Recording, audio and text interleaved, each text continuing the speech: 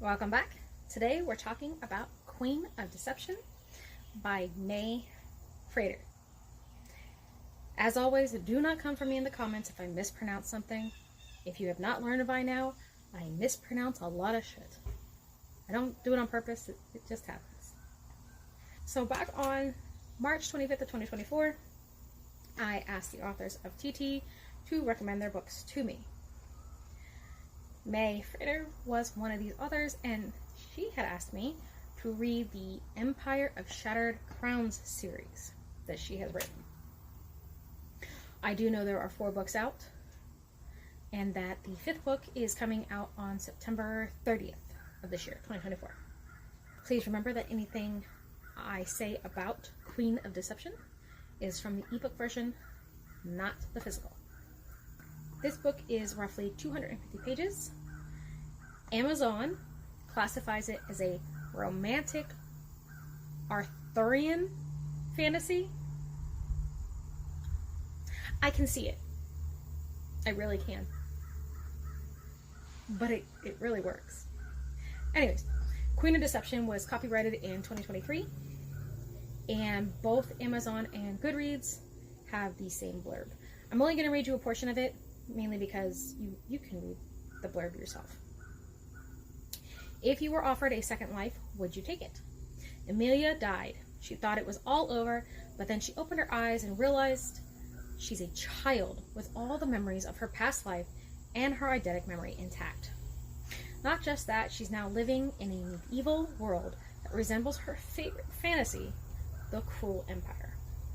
Instead of being a main character, she's reborn into the role of a princess fated to die before the age of 18.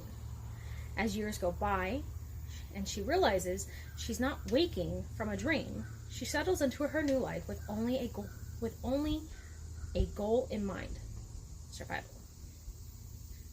Honestly, that little blurb,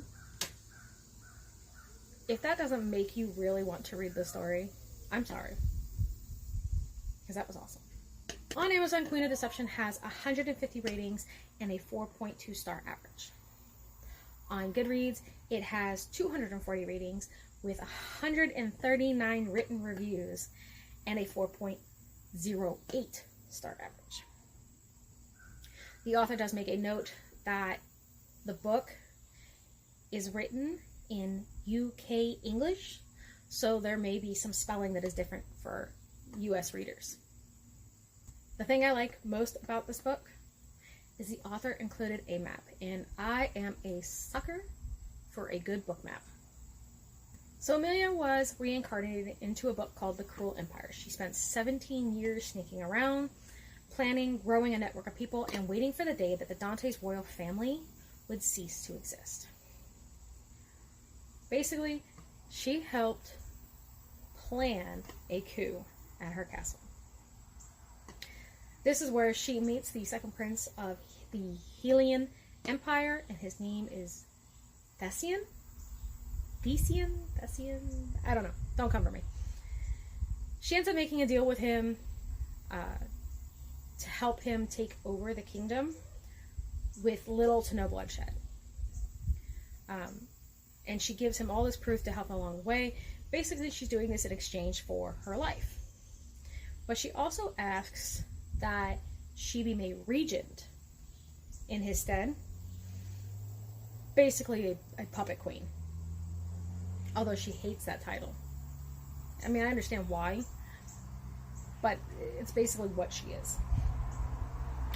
And then she wants to be made regent so he can become emperor, because she fully believes he should be. Ambrose, it's not Ambrosia because there's no A, it's Ambrose, I'm guessing, is her personal maid and been by her side for years.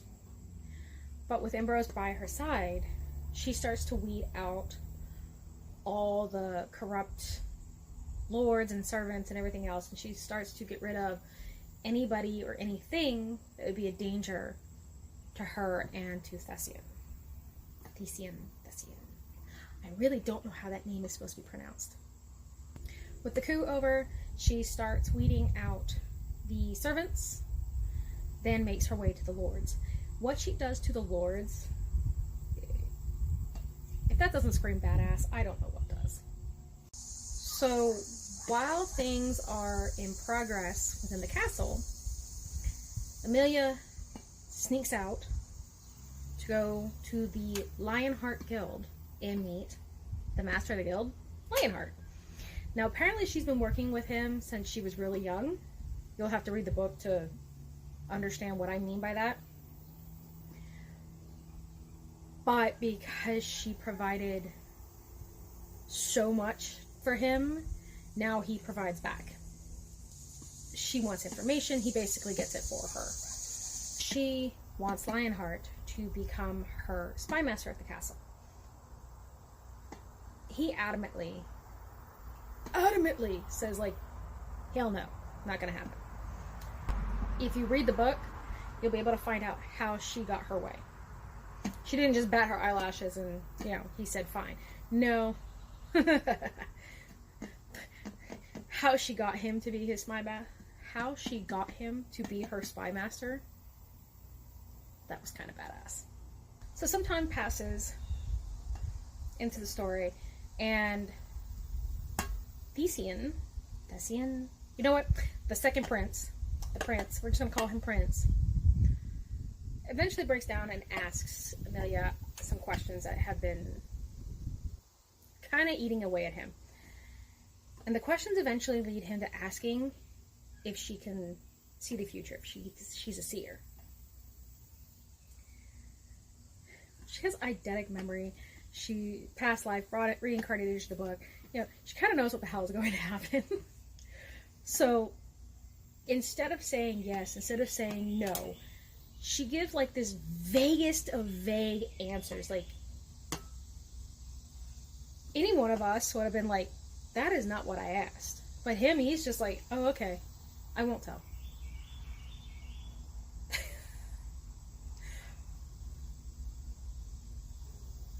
He's such a good boy. Anyways, the answer pleased him, and he leaves it at that, basically, There's that.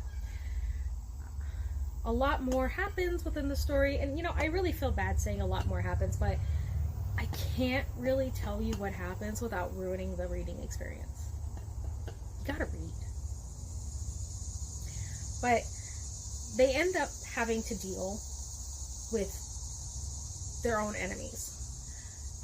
She has to deal with a duke that is causing a lot of problems, and he has to deal with a betrayal of someone he thought was loyal. So we move forward through the story, and it is finally time for the royal family's funeral. And they go from the castle to the temple. She's making her way from the castle through Dante into the temple. She ends up in the city of Newburn,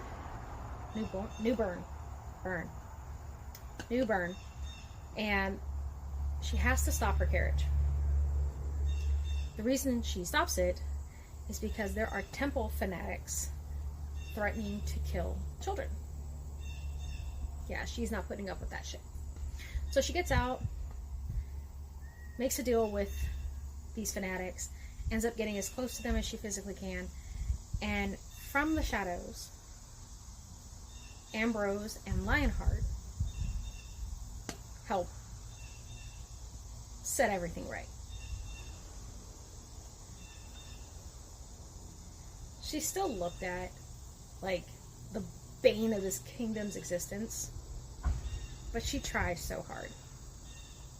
Like, she just saved children and you're still afraid of her. What the hell's wrong with you? Anyway, she gets back in the carriage, she goes on, she finally gets to the temple. When she gets to the temple, girl pisses the bishop off. Before the funeral or the mass starts, she pisses the bishop off. No, I will not tell you how she does it. You have to read the book to see how she does it. And trust me, it is epic. During the funeral and the mass and all of that stuff, the prince, is led on a different path while he is trying to find a Helion war criminal. This war criminal, he is disgusting. The things that the prince says he's done and that he did in the past and that he probably was doing in Dante under her nose. Like, Emilia didn't even have an idea. She just knew her father had a researcher that had disappeared a couple of years ago. But the things this war criminal has done is disgusting. And I fully agree with the prince. He needs to be put down. So his path is to find this war criminal, but that doesn't last very long. Only because he finds out that Emilia is like, 5 steps ahead of him. But anyways, after the funeral, they head back to the castle, and of course, more things happen. Because, it wouldn't be Emilia's life. Because she even says, she's like, can I just not have one day where nothing happens? I think we all can agree to that mentality. Very much so.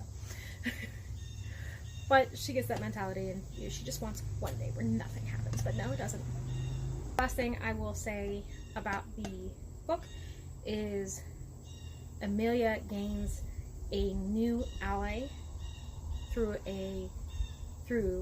an assassin. That was an interesting twist. I'm not gonna lie, I liked that twist. And the prince leaves for a country named Redford. Now, while he's there, he has a lot of shit happen. He's got a lot of surprises. And honestly, the way the book ended to set up the second one, I love me a good cliffhanger. This was beautifully done. Beautifully done. Now, before I go telling you about my rating, I have a confession to make about this book. I do not read blurbs. Like, I know I tell them to you, but when I read a book, I don't read anything about the book. So when I go into a book, I'm literally judging it by the cover. Like, I'm looking at the cover and I'm judging it. So every time I go into a book, it's a complete mystery. This cover, to me, I don't know why, but it screamed dark romance to me. Like, I would have fully believed this was a dark romance book. Yeah. There ain't no dark romance about this book. My bad. But anyways, I rated this book a 4.5. And I'm not going to be able to explain why I just wasn't in love with it. It just felt like something was missing. I could talk up this series, talk up this book, but for me, it just didn't hit that 5. Something to me was missing. I don't know what it was, but it just wasn't just there. But it's still a really good freaking book. I will say, in the beginning, for me, I did get a little bit confused. I didn't realize it was reincarnation until much later. And I didn't realize, even though it says it still kind of threw me, like, because, she'd be in her timeline, but talking about her past, and it was kind of like, I'd forget, and it's literally just stupid brain syndrome. That's what I call it. Stupid brain syndrome. Just not picking it up. And it was my fault. But eventually I got over it, and, the confusion went away. Also, her backstory. Emilia's backstory. We get, like, this tiny, itty-bitty little grain of rice size bit of information about her backstory. I need more of it. I do. I absolutely need more of it. I do know it comes later in one of the books, but I need to know. Because the tiny little tidbit she gives is just not enough. It's not enough. I do like how Emilia was originally a character that was fated to die, like right at the beginning, like a side character who was just fated to die right alongside the royal family. But she has turned it around so much so that she is quickly becoming one of the main characters. Now, that's not what she's trying to do. She even like says like she doesn't want to be the main character. She still kind of wants to be like a side character. She just doesn't want to die. But she is such a badass in it that it's just, she's got main character vibes. But also Ambrose. Again, I'm not sure if I'm saying her name right. I would say it's Ambrosia, like I said earlier, but there's no A. So Ambrose, she is, without a doubt, the absolute most intriguing character. I saw a review where someone said that she, Ambrose was kind of annoying and clingy and all that stuff. Girl will kill you. Girl won't even blink about the thought of killing you. And trust me, read the book. Girl is intriguing. She might be a little bit psychotic, but she is deadly loyal. But like I said, she's the most intriguing character. I love her. So my question for you. Have you read the book? What'd you think about it? If you haven't, would you based on what you've heard? Remember, no nasty or hate comments. Reading is subjective. And I'll see you again later for episode 5. Later, y'all.